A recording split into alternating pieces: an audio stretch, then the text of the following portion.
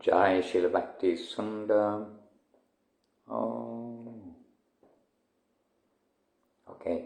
Jai Srila Bhakti Sundar Govinda Dev Goswami Maharaj Ki Jai. Jai Srila Bhakti Rakshak Sridhar Dev Goswami Maharaj Ki Jai. Jai Srila A.C. Bhaktivedanta Swami Prabhupada Ki Jai.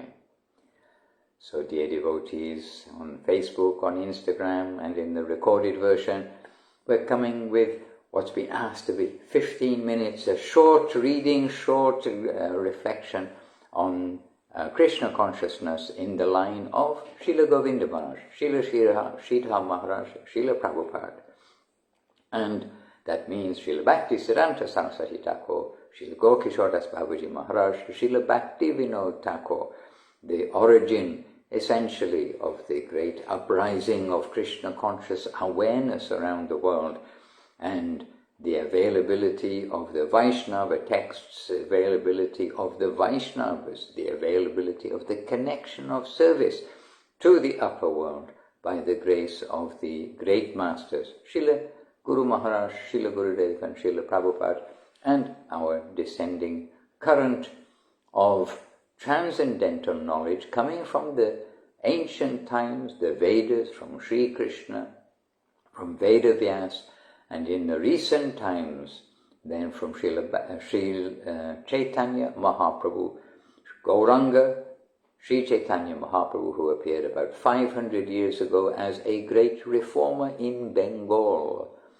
And don't be alarmed, oh, this is Indian, this is from somewhere else. The religions of the world, they're followed all over the world from a particular place, the Middle East, from wherever it may be. And so India also is understood to be the millionaire as far as spiritual life goes. This was a comment which Srila Guru Maharaj quoted from some aristocrat who saw the wealth of India, understood the wealth of India, not in the material sense, but in the spiritual sense.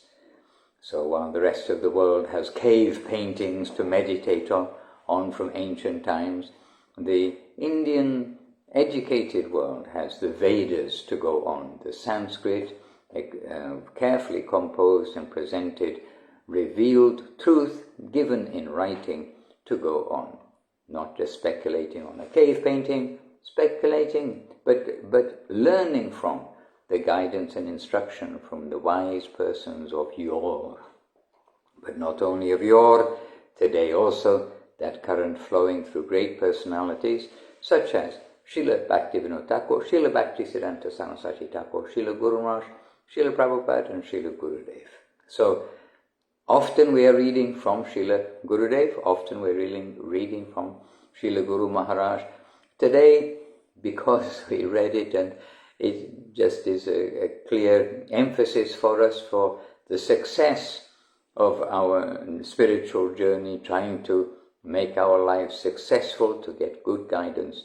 Here is some short guidance from Srila A.C. Bhaktivedanta Swami Prabhupada, and we are quoting from Srimad Bhagavatam, Canto 1, Chapter 17, and in this chapter, this chapter is called The Punishment and Reward of Kali, that is the personality of Kali, the personality of Kali Yuga, Kali. And this verse is where Dharmaraj is described.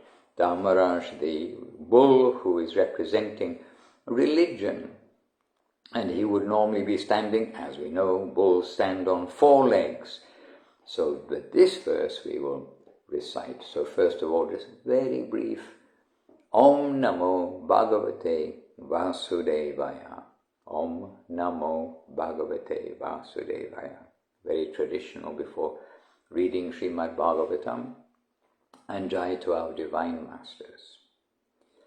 So now the verse is Idaning Dharma Paraste Satyang Nirvatayed Jataha Tan Jigrikshatyad Dharmo Yam Anritenaid Hitta Kalihi. Please excuse, we do our best to chant the Sanskrit. Sanskrit is not easy.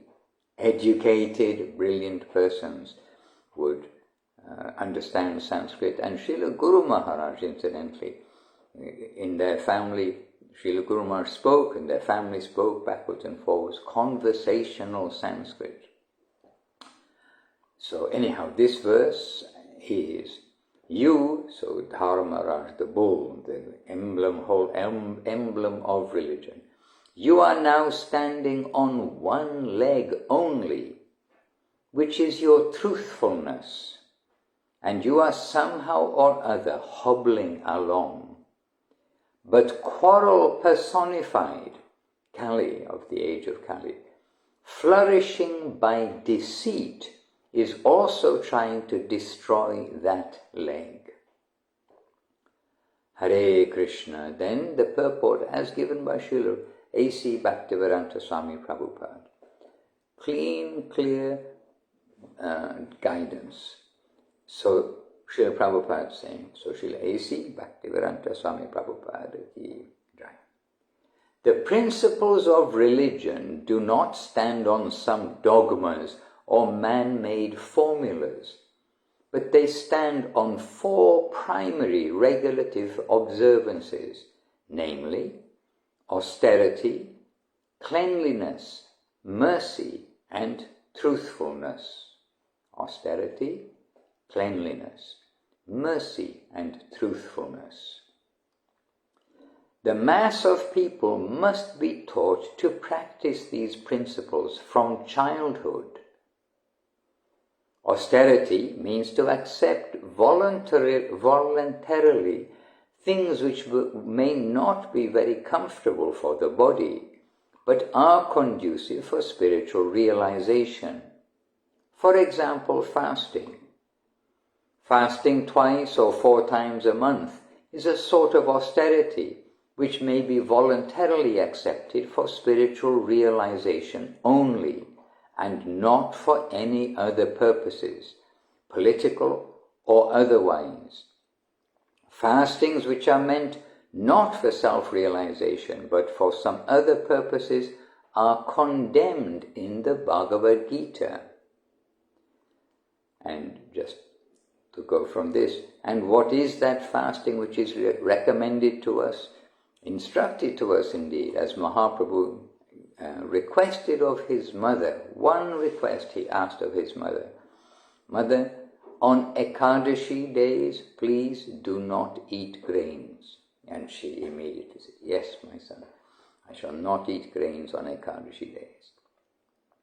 So this way, this is for spiritual realization only. We want to do things which are guided to us,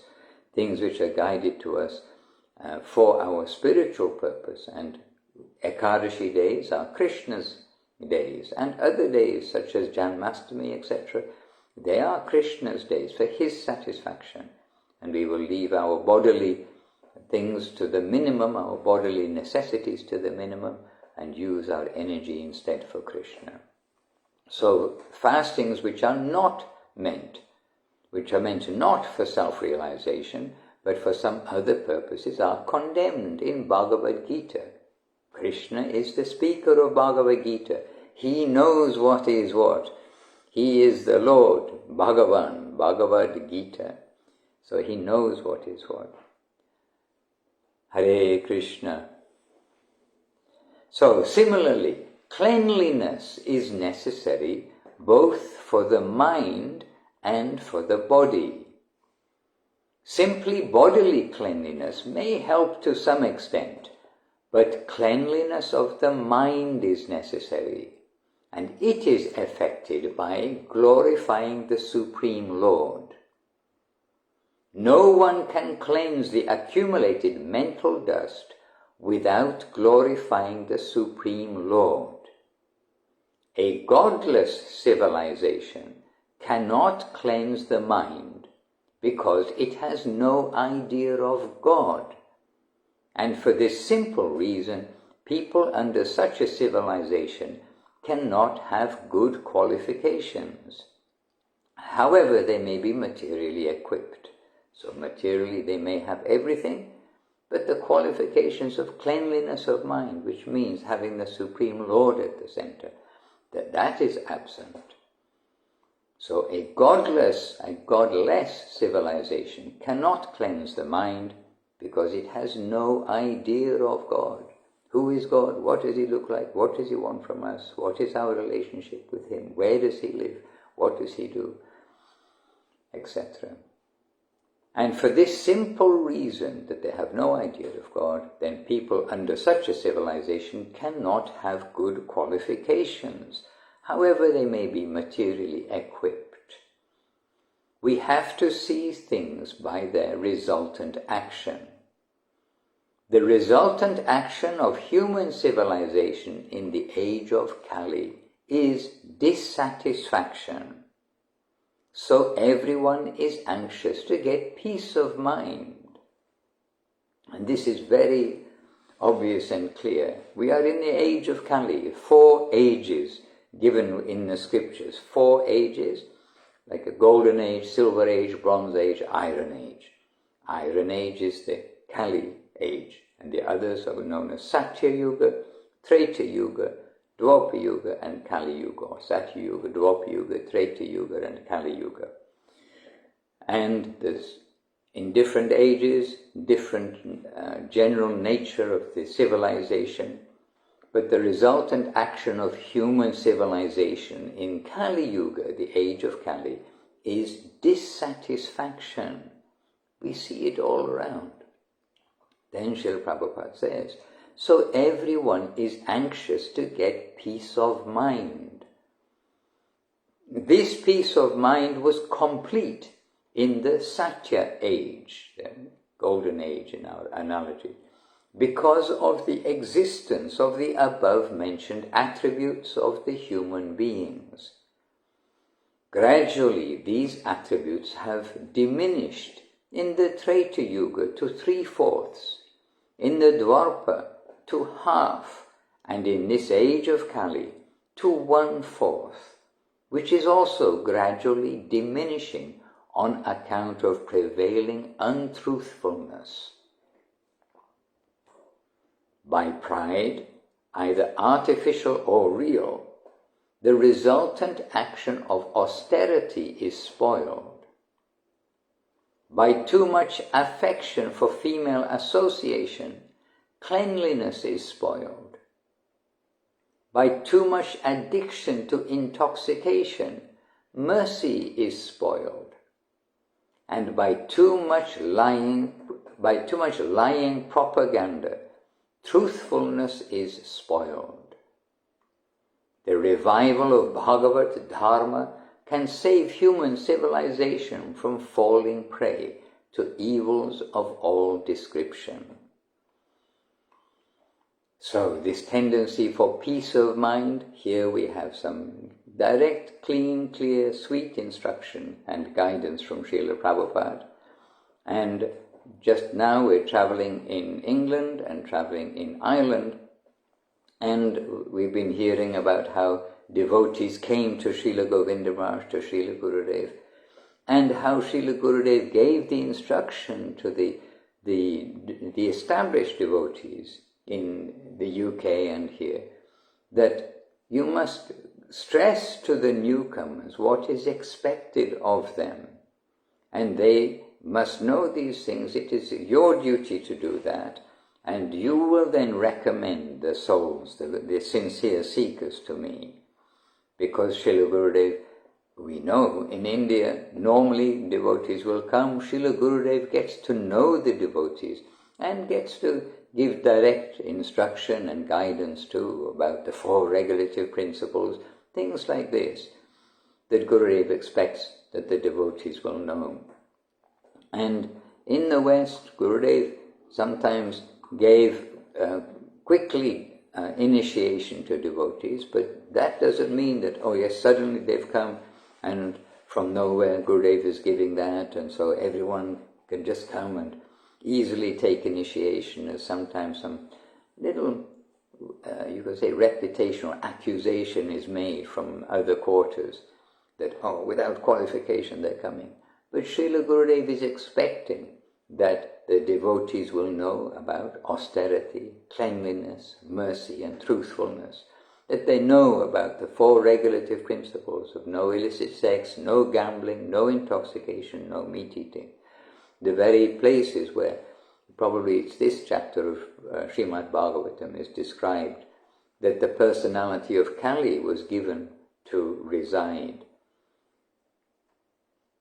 So here we are, we're in 2025, and we're under the banner, under the shelter of our Divine Masters, and means that they have given us guidance. We must try to follow that guidance and not just sign up on the dotted line and say, okay, here I am, and then think that that is going to be the automatic visa being issued. Yes, in due course of time, Srila Gurudev is giving us assurance that in due course of time, we must be successful if there is any engagement in service at all to Srila Guru Maharaj. But in due course of time can be a long time, and Gurudev has also indicated that with various circumstances with the devotees. So sooner or later, we need to try to be sincere students, to follow the guidance. And on one side, this is guidance we read today for the whole of society. But the whole of society is made up of individuals like us. And so we ourselves need to give attention to all of these guidances that have been given, set our own ship on the right course, and continue.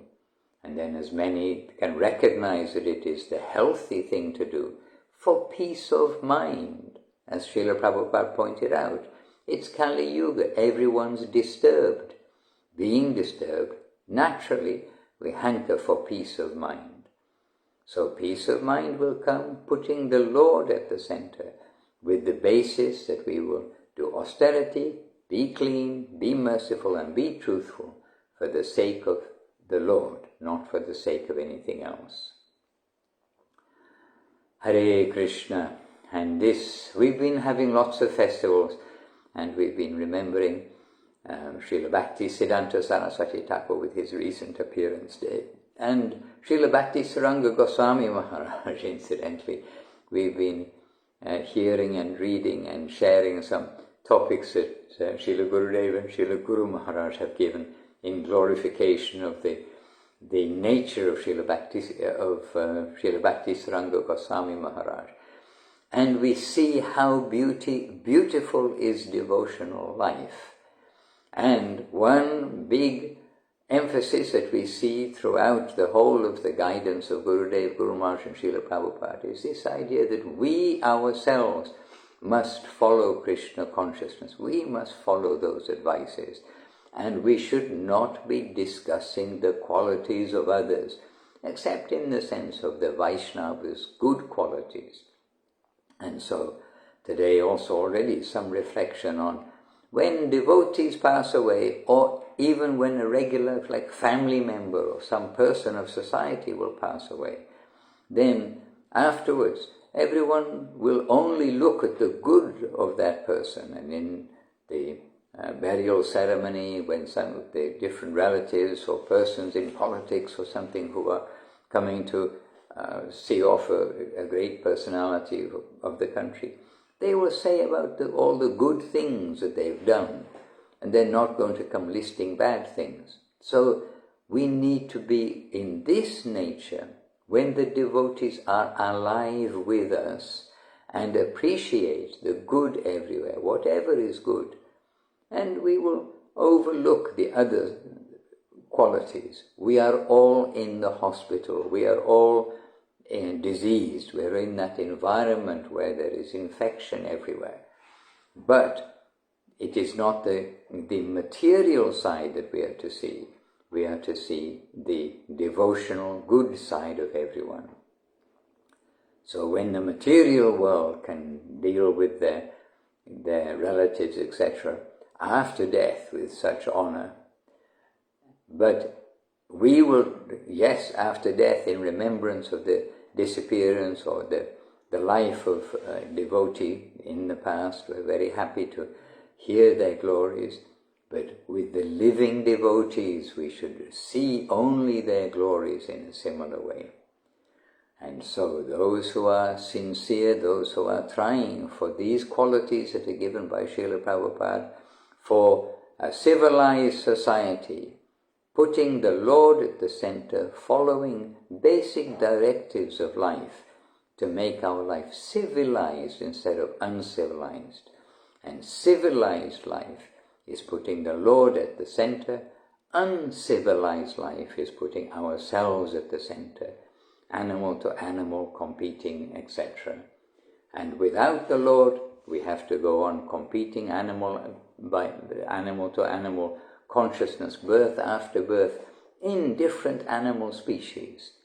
But this human life is our exit policy, our exit opportunity to get free from all of the mundane selfishness, the mundane dissatisfaction, the I, me, mine conception, and to put the Lord, the loving Lord, at the center. All right, dear devotees, dear friends, a few words today, and always we are searching, we are wanting to receive the wonderful expressions, comments, and the good wishes of the great souls. Today we are hearing from Srila Prabhupada, and we're always hearing and referring to Srila Gurudev and Srila Guru Maharaj, and Srila Govinda Maharaj and Srila Sridhar Maharaj, constantly, along with Srila Prabhupada, to capture what is the descending current of grace coming from Srila Bhakti Siddhanta Saraswati Thakur. So let us praise the devotees, let us see their good qualities, let us chant Hare Krishna, let us follow the simple things, the simple directions, relatively simple directions that have been given to us. So today some idea of the austerity, cleanliness, mercy and truthfulness being necessary for the civilized society, doing all of these things with the Lord, with Sri Krishna, reality, the beautiful, at the center. Dear devotees, dear friends, let us continue as a team, back to home, back to Godhead. Vanchakalpatarubhyascha, kripa sindhubhya evacha, patitanam pavanebhyo, vaishnavebhyo, namo namaha. Hare Krishna, Krishna Krishna, Hare Hare, Hare Rama, Rama Rama, Hare Hare. Govinda, Govinda, Gopala, Gopala. All right, hopefully we'll be able to manage this. Hare Krishna, Krishna Krishna, Hare Hare, Hare Rama, Rama Rama, Hare Hare. Yes, happily with all the devotees, live and in the recorded version. Nitai Gaura Premanandi, Hari Hari Om.